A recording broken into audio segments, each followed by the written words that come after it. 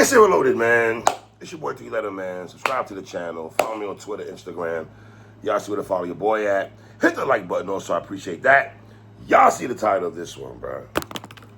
Let's talk about it. Murda, Mook, Hitman, Holla. Yes. September 13th, Houston, Texas, TBL, Bulletproof. Can't wait for that battle, man. The whole world is going to be watching that battle. Let's just keep it all the way alive, man. There's nothing going to stop any of us from watching Hitman Holla and Murda, Mook, right? And let me say this right quick, though. I always felt Hitman Holla was already solidified without battling Mook and Lux to a large degree. And it's going to sound, I'm bugging when I say this, right? I just say that in one breath, right? But in the same sentence, in the same breath, I've always felt I wanted to see him battle Mook or Lux. Now, I'm more big on Hitman and Mook more than Hitman and Lux for me. You know, and I know originally Mook and Hitman and Lux was, I thought that would have kind of went down first for me. But I'm here for Hitman and Mook. I thoroughly can't wait to see this battle. And then we got the face-off yesterday. Two big dogs in battle rap. Two big dogs. You see Murda, Mook talking about Hitman's aura and everything like that. Both these brothers have auras, right? And I don't know if it's the last time when Mook has battled someone of this stature. I mean, I wouldn't say Big K. Who he battled before Big K? You could say Arsenal to a large degree, right? To a large degree. But even maybe then, you know, because let's be honest, Mook, he 30'd Arsenal, Detroit, and everything like that. You know what I mean? But Hitman Holla, man, I call that brother box office. No shade to my man Snake Eyes, who says he's box villain, whatever. Hitman Holla is box office, man. This is why I get sometimes with Hitman when he says people hate on him.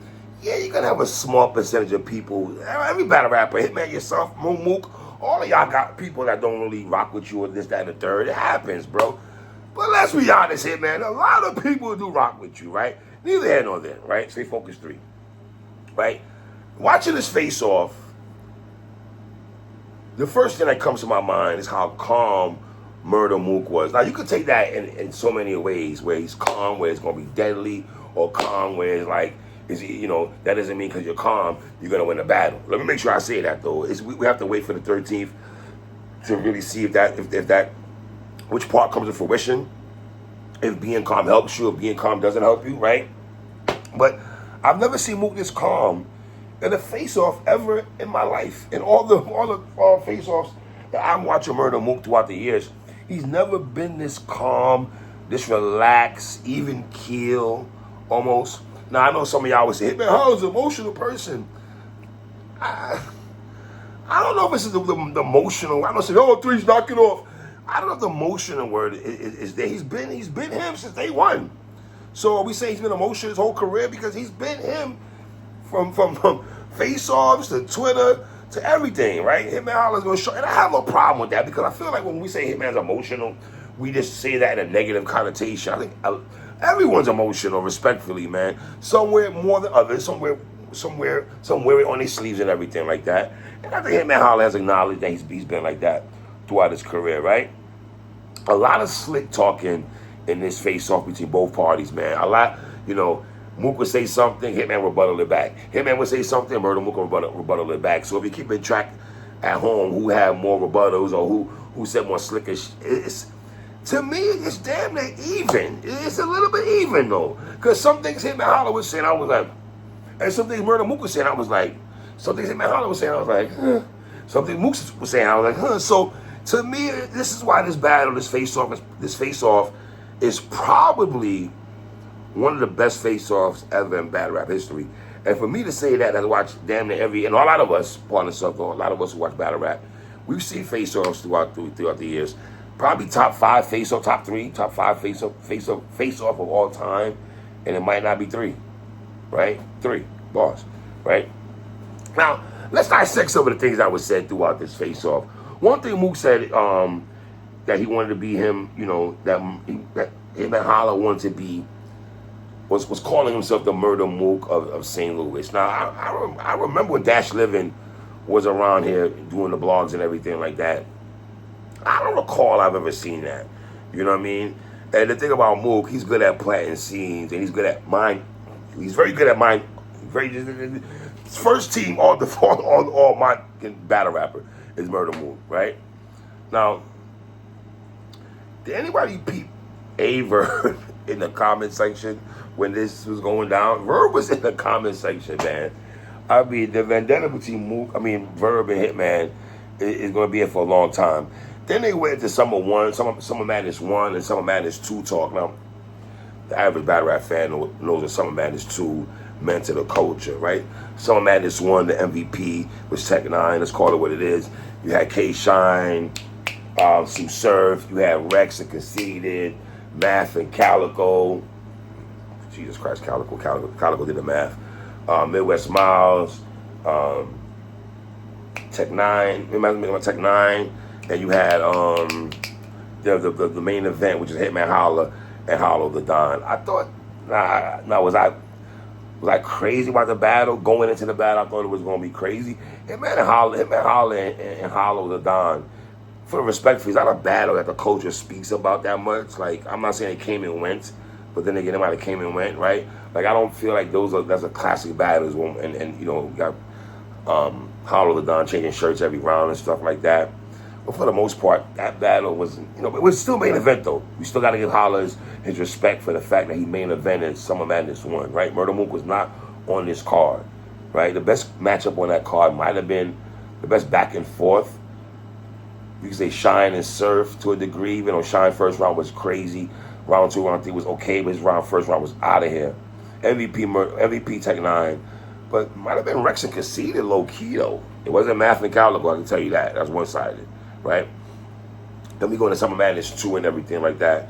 And when Murda Mook was on Summer Madness 2, main event against Iron Solomon, and who opened up the matchup was Tech 9, Hitman Holla and John. They opened up Summer Madness 2.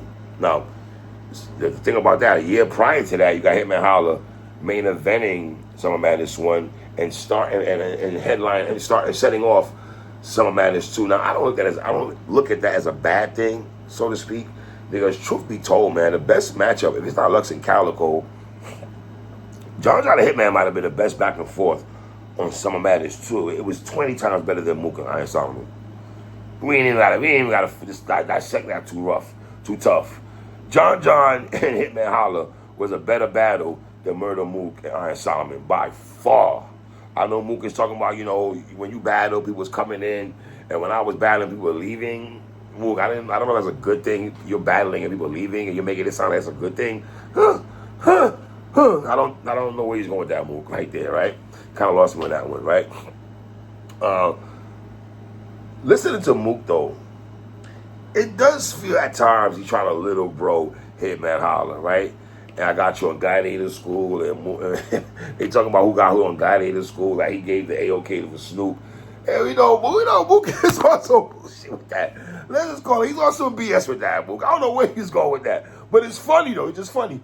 Mook is so slick with them little one-liners. He keeps the poker face. He really laughs at everything like that, right? So you got to read between the lines of his dry sense of humor when he's talking, right?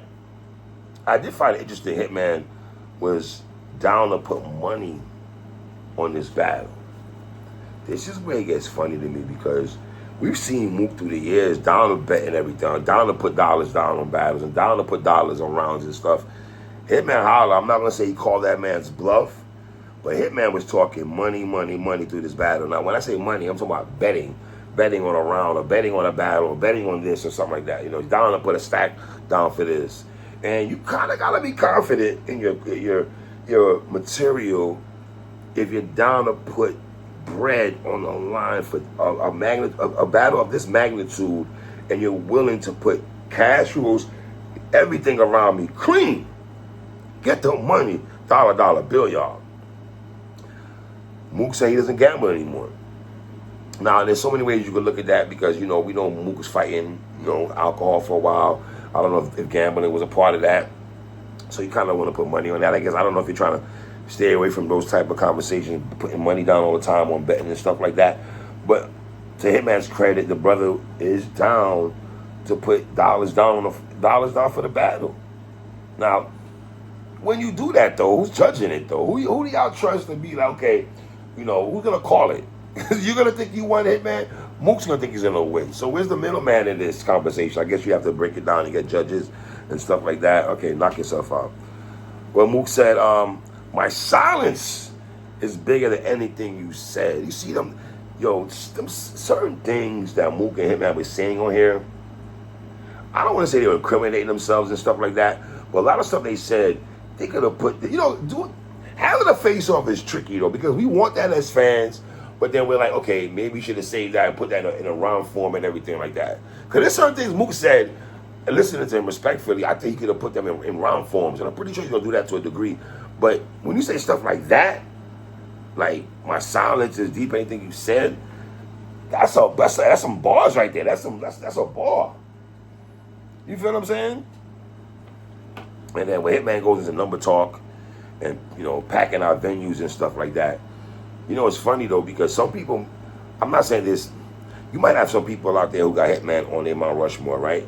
But Murda, Mook, for the most part, when between the both of them, Mook's name is more synonymous with Mount Rushmore talk than Hitman.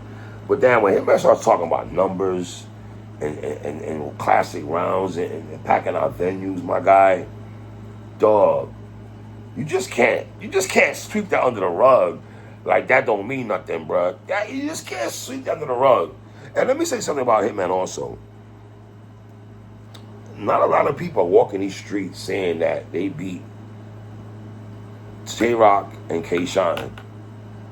That brother beat Tay-Rock and K-Shine. I believe that was back-to-back, in fact. That always needs to be highlighted and should not be swept under the rug in terms of what Hitman did, because a lot of people talk about Hitman don't got no bars and stuff like that, and I think Mook has spoken about that a lot of times before the face-off and now the face-off. I'm pretty sure he's going to say it also during the battle on the 13th and stuff. My thing was that Hitman said it himself. In terms of rhyme quotables, man, as lyrical as Mook is, and you can say Mook is more lyrical than Hitman, right? But in terms of battle rap quotables, Mook ain't seen Hitman in that, yo. He's not.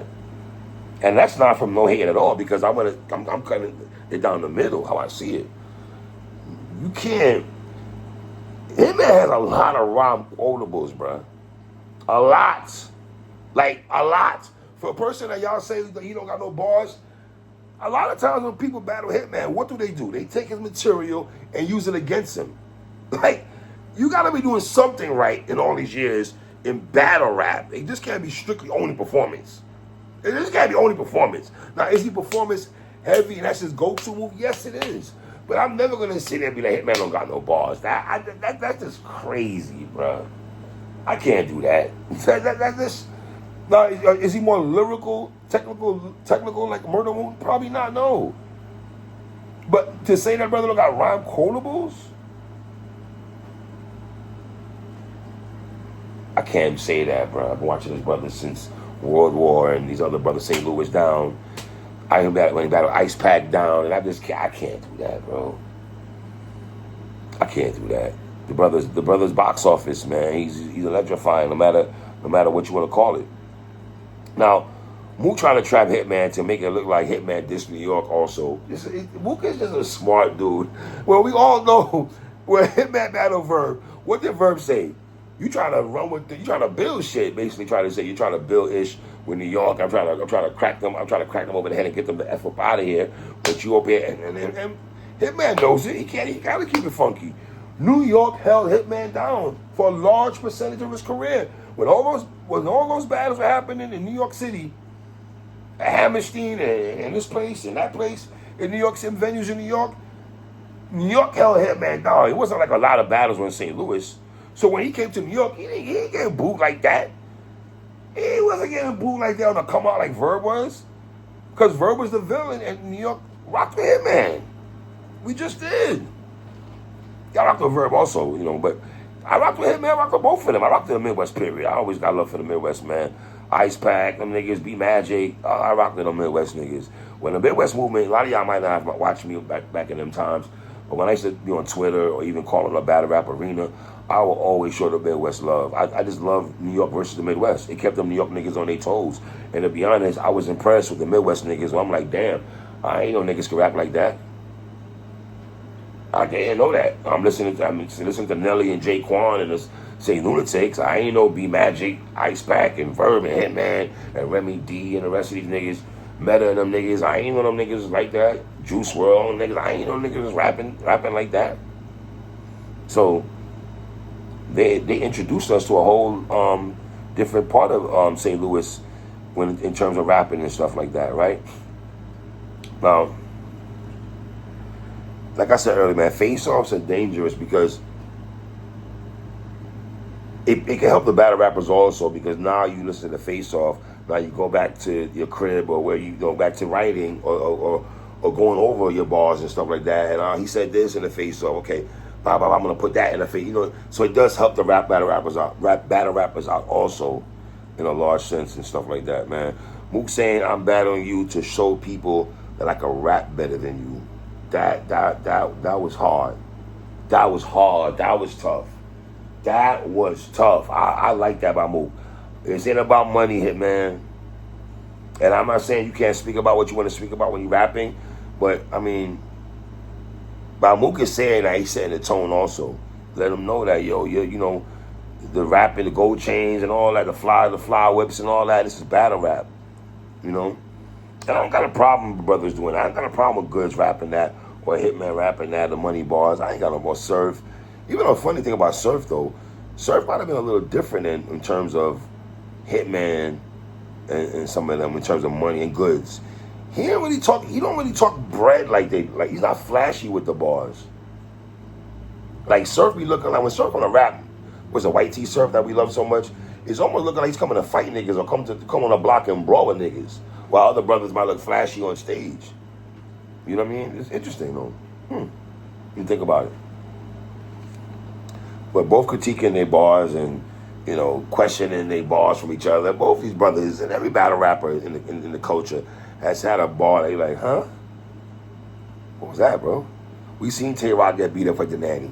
We've seen Surf get beat up for earning Nash. We've seen battle rappers throughout the years. They get on Mook about whiskey business and everything like that, right? They get on Hitman about reloading, how you reloading bullets, caught the same, like reloading bullets and everything like that, And I think we're gonna hear Mook bring up the bullets out of the big thing in the battle. I think because Mook he harped on that so much, I would be shocked if he doesn't have some bars about that itself, right? Mook said niggas who rap the simplest make the most bread. That's wow. Talk about downplaying the niggas, downplaying niggas skill set, downplaying the nigga bars. And I don't think Hitman likes that. I don't care what he says. I don't think he likes the fact, as popular as he is, you can just tell when people do that, he doesn't like that too much. Because, him telling Mook, you my mans and everything like that, why would you go on a show or go on social media about my bars? If you're my mans, why not hit me on the jack or tell me one-on-one instead of putting that out there to the masses, and now you got the masses riding with you and everything like that, with that, right? It's almost like Nas, it's like Eminem Renegade song. When Renegade come out, niggas was really going saying that Eminem killed Jay-Z on Renegade. Once Nas put that shit on Ether, niggas started running with that shit. Oh yeah, Esco, Eminem killed Jay-Z on Renegade. Which I never co-signed ever in life, but whatever. Neither here nor there on that also, man. And I also want to say this. I do think Mook battling Detroit, when he battled Arsenal, I think that's a good look for him going into this battle with Hitman Holla in Houston and everything like that, to get a road victory for Mook. Because let's be honest, that's the thing about Mook and Lux.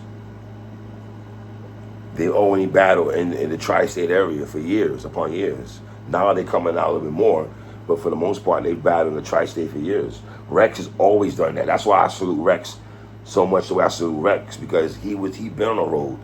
Niggas can't tell T-Rex nothing about road battles. You just can't. You can't. Rex went to Grind Time. Rex to battle Aquads and them niggas. Rex went to St. Louis to battle Ice Pack. Rex and Sean went on a tour when they were doing two, like them niggas, like you can't follow Rex, bro. Can't when it come to that, you just can't. Mook, I would say this though, the basketball talk you try to do with Hitman Holla, leave that alone, bro. That's not. I don't need to talk hoops. That ain't like it's just. I understand the cis talk you went, the cis angle you went.